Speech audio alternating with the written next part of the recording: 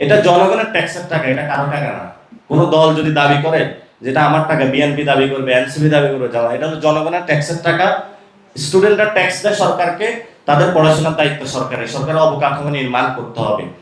ডাকসুর আমি শুনলাম বিপি থেকে যে প্রস্তাবিত ভবনের একটা বাজেট হয়েছে, কিন্তু সেটা নিয়ে কাজ করতে দিচ্ছে না তারা, কারণ তাদের ওইটা চাঁদাবাগ মনে করতেছে, পরে পরে এটা করলে বড় চাঁদাবাগ পাবে। এখন যদি করে সাদিক টাইমটা হলো চাঁদাবাজের বিরুদ্ধে অবস্থান নেবে, এর জন্য তারা কোনো কাজ করতে দিচ্ছে না। আর অনেকগুলা প্রকল্প আছে, সেগুলো তারা করতে দিচ্ছে না। তো এরা ফাইট করে যাচ্ছে, আমরা ওনাদের সাথে আছি ইনশাল্লাহ। এখন বলবো গত 180 দিনে বাংলাদেশের মানুষ কি অবস্থায় আছে। 180 দিনে প্রথমে বাংলাদেশের সবচেয়ে এখন নিপীড়িত হলো পোশাক শ্রমিকরা।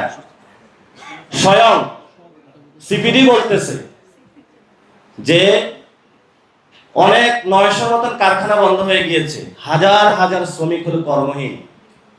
দ্বিতীয় নাম্বার পরিবহন সেক্টরে, কালকে এক উবার ড্রাইভার আমাকে বলতেছে যে আপনারা কথা বলেন না কেন, যে আমি হলো সিরিয়াল ধরে সারা রাত হলো গ্যাস পাই না, সিএনজিরা হলো দাঁড়ায় আছে, আপনারা যে কোনো পেট্রোল পাম্পে যাইবেন, সিএনজি স্টেশনে যাইবেন, কোথাও গ্যাস নাই, সরকার গ্যাস দিতে পারতেছে না।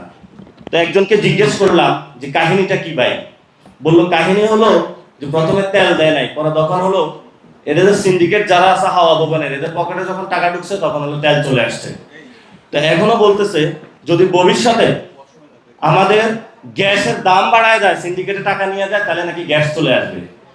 তা আমরা আশা করব যে সরকারের এইসব ছল ছাতুরি না করে ভবিষ্যৎ বাংলাদেশে গ্যাস, বিদ্যুৎ, পোশাক শ্রমিক যারা রয়েছে তাদের সমস্যার সমাধান করতে হবে, যারা পরিবহন খাতে রয়েছে তাদের সমস্যার সমাধান করতে হবে। আরেকটা বড় সমস্যা হচ্ছে, সেটা হলো পুরো বাংলাদেশের কৃষকদের মধ্যে হাহাকার। সারের বস্তা 1300 টাকা, ইউরিয়া সার, সেই 1300 টাকা সার ওইখানে কিনতে হচ্ছে 1800 টাকা। তো আমি একজন কৃষককে জিজ্ঞেস করলাম টাকাটা কই, কয়টা কি আপনি বুঝেন না, না বুঝলে রাজনীতি করতে আসছেন কেন, কয় এটা ভাইয়ার পকেটে চলে গেছে।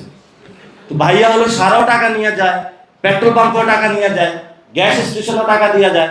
ভার্সিটি ভাইয়ার আবার এই সন্তানরা আছে, তারা হলো বিভিন্ন প্রকল্প হলো ধরে রাখছে যে না এগুলা যদি কোনো টেন্ডারের টাকা না পাইলে। এখন হলো ভাইয়ার আমরা জগতে আছি, এই ভাইয়ার জগতে যে অবস্থায় 180 দিনে, ভাইয়া 180 দিন পূর্বে কি অবস্থায় ছিলেন, 180 দিনে কি অবস্থা হয়েছে আমি আপনাদের একটা এক্সাম্পল দিয়ে দেখাবো।